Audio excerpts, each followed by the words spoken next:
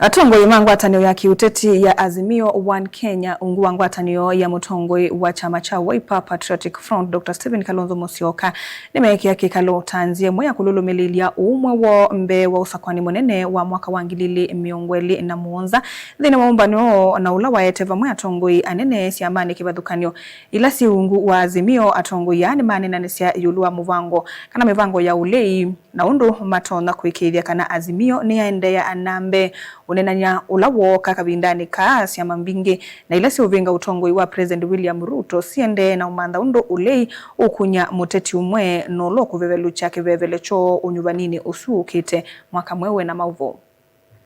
Sikayo ni siya kuivanga mbewo nyuvani munene wa mwaka wa 2024 Mutongoi wa ngwatanio ya Azimio-One Kenya Kalonzo Musyoka Kutongoesya Nzama Nene ya ngwatanio ni wa kikalo cha kuvanga uni na uumwe wa ngwatanio ino.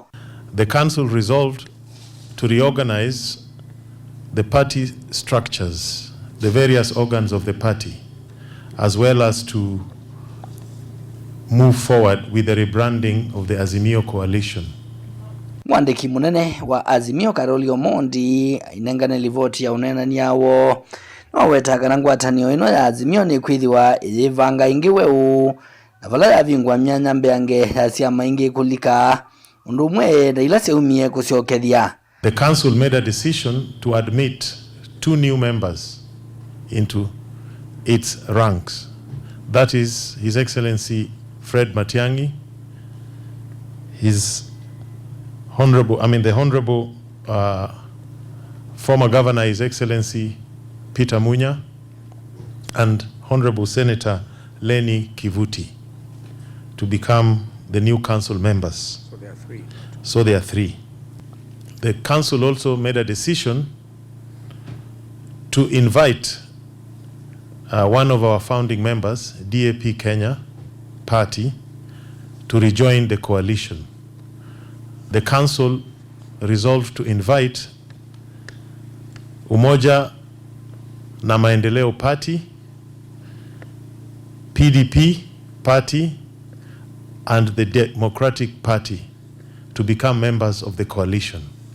And their respective party leaders are here, and they have also confirmed that subject to their internal processes, they will be joining the Azimio coalition.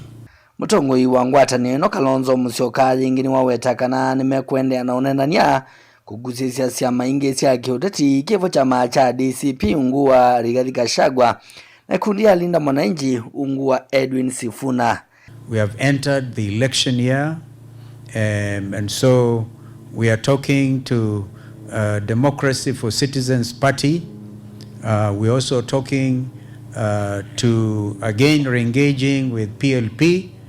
Democracy for Party leader is of course our brother Rigathi Gachagua, and also our sister Martha Karua of PLP.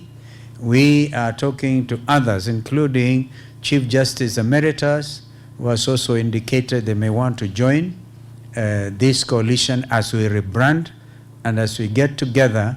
And of course, also, we are talking to Linda Mwananchi. So we wish them well as they push for the registration of Linda Mwananchi as a political party. Livoti ya vilingi wa muvoni tawa mwaka mweu.